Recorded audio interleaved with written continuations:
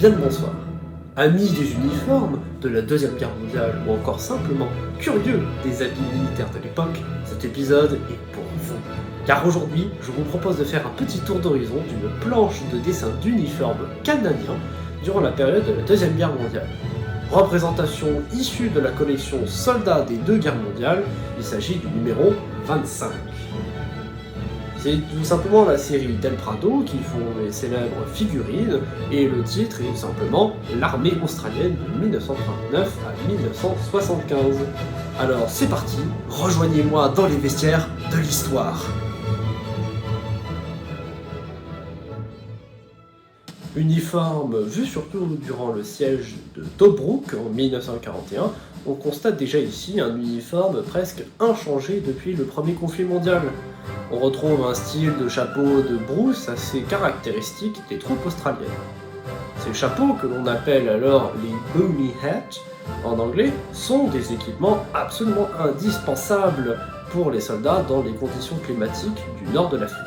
En effet, ce style de vêtements ainsi que le long manteau de campagne sont des accessoires qui garantissent la protection du soldat face aux fortes chaleurs et bourrasques violentes des vents qui soufflent dans le sable. Il faut dire aussi que ce sable à grande vitesse peut vraiment embêter les fantassins dans leurs déplacements et dans leurs actions. Pour cela, on observe alors un cordon qui relie le chapeau au menton afin que le soldat garde son chapeau même dans les plus grands vents. Mais la plus grande partie de l'équipement des soldats australiens est fourni, ou en tout cas calqué, sur celui des Britanniques depuis 1937. On peut par ailleurs constater que certaines parties de l'équipement ont blanchi avec les intempéries, le soleil ou le temps, passant alors d'un brun de cuir vers un blanc pâle. Sur son bras, on peut voir un écusson. Ce dernier est en forme de diamant sur fond gris et symbolise la 7e division d'infanterie.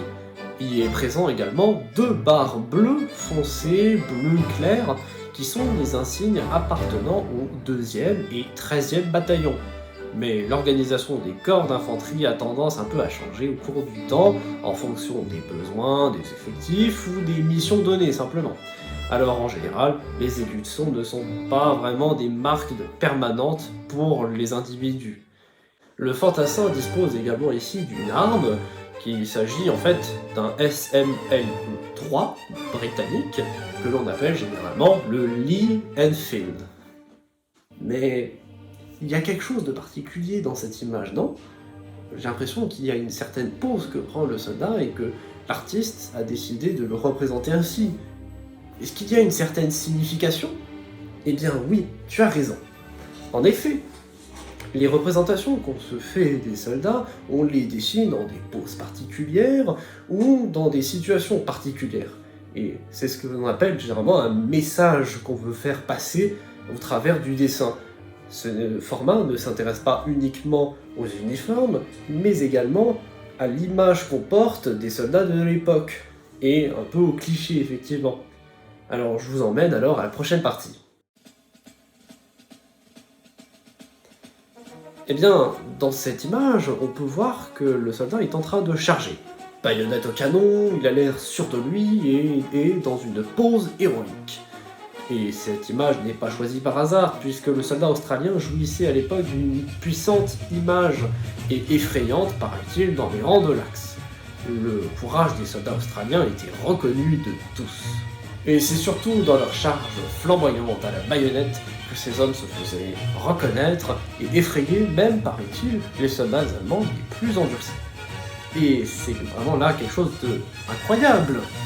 Seulement, il y a un peu de mythe derrière, et on ne peut pas se mentir.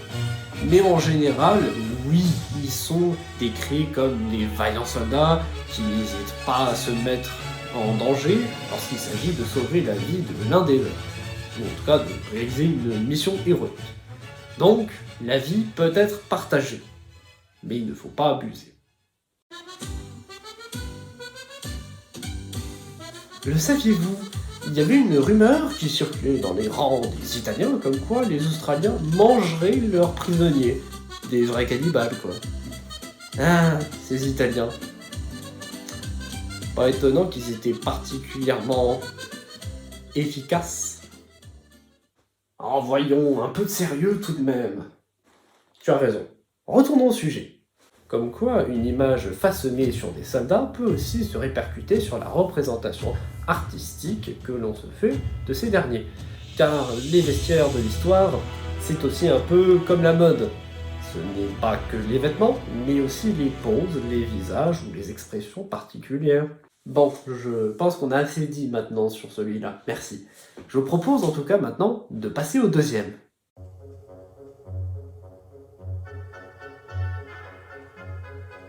Faisons rapidement l'écusson du soldat. C'est un rectangle noir en haut, vert en bas, bordé d'un cadre gris, et il est l'insigne du 2e bataillon du 1er régiment de la 6e division. Je ferai une vidéo sur l'organisation des corps d'armée, si vous le souhaitez. Pour le moment, c'est pas le sujet qui m'intéresse aujourd'hui, et je ne suis pas encore assez spécialisé en la matière. Il est équipé de sa veste de bataille, appelée communément Battle Dress. Cette veste est un peu plus utilitaire que le manteau porté par le soldat du haut. En effet, cette veste dispose de 4 poches. Elle comporte, même si cela n'est pas vraiment visible sur l'illustration, de la mention Australia sur chacune des épaulettes.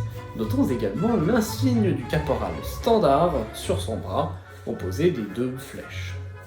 Le reste de son uniforme est semblable à tout autre soldat de l'infanterie classique. Bien sûr, les grands classiques de la survie, même de l'individu, sont présents, comme la gourde, les rangements, la ceinture, etc. Et l'ensemble est fourni par les Britanniques, ce dans le cadre du Commonwealth. Le casque est recouvert d'une toile en jute pour empêcher les effets de brillance sur le casque dans un climat très ensoleillé dans l'Afrique du Nord. Mais cela sert également à protéger en général le casque des intempéries, éviter qu'il ne s'abîme encore plus. Sur l'illustration, vous pouvez voir que l'Australien dispose d'un fusil anti-char, nommé le Boys ATR. C'est une arme britannique qui était, semble-t-il, relativement efficace. Par ailleurs, vous pouvez le voir, petite parenthèse vidéo, en action dans un jeu que moi-même je joue et que j'apprécie fort bien. Il s'agit de Enlisted. Ce n'est absolument pas une pub, mais si certains sont intéressés, je vous conseille fortement d'aller vous renseigner. Cette arme peut également servir à dégager des nids de mitrailleuses ou percer des petits bunkers. Le caporal ici pose son arme sur un panzer allemand, jouant ainsi avec le fait que l'arme est elle-même un anti-char. L'image n'est pas très subtile, mais on comprend, et puis c'est relativement joli en fait. Cette arme dispose, comme on peut le voir, d'un pied pour stabiliser lors de l'utilisation. L'illustration nous offre donc vraiment une panoplie de comment le soldat combattait. En gros, ce genre d'image est vraiment très intéressante pour celui qui la regarde, car elle permet de comprendre comment fonctionnaient les armes, comment les disposer, les couleurs, les formes, etc. C'est un moyen très ludique, véritablement, pour comprendre comment étaient les uniformes du passé. Et c'est là où toute l'histoire prend son sens, c'est lorsqu'on peut la visualiser, quand on peut l'imaginer et se mettre dedans comme si on y était. Et c'est là où l'image est primordiale dans la compréhension des événements du passé. Eh ben, j'aurais pas dit mieux, car c'est ça en fait les vestiaires de l'histoire aussi. C'est pouvoir visualiser quelque chose qui à la base, à l'écrit, n'est pas très intéressant, mais avec un support de l'image, permet à tout le monde d'être pleinement intéressé par le sujet. Je te remercie, mais par contre si on pouvait passer à la suite, ça m'arrangerait, parce que le montage, ça prend du temps. Bon, pour le 3e uniforme, il est clair que ce dernier se distingue bien plus que les 2 autres, de par son uniforme bien plus distinct. Il est en tenue de treillis tropical kaki et porte un chapeau de type Tiger, avec des lunettes pour se protéger du sable. Perso, ça serait plutôt contre le pollen que j'essaierais de me protéger. Soit.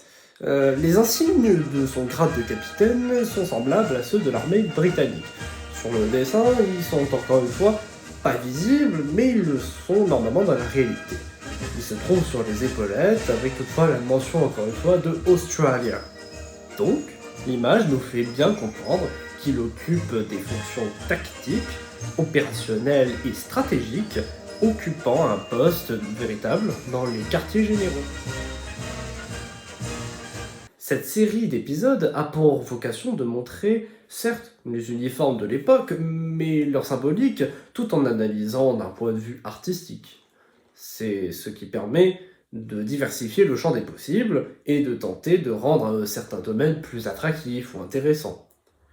Et nous avons vu sur cette planche l'équipement des troupes australiennes sur le front de l'Afrique du Nord durant la première phase de la Seconde Guerre mondiale. De plus que cela nous a permis de se pencher sur la réputation de ces Australiens au combat. Sur ce, je vous dis merci de m'avoir écouté et je vous dis à la prochaine pour de nouveaux épisodes des Vestiaires de l'Histoire.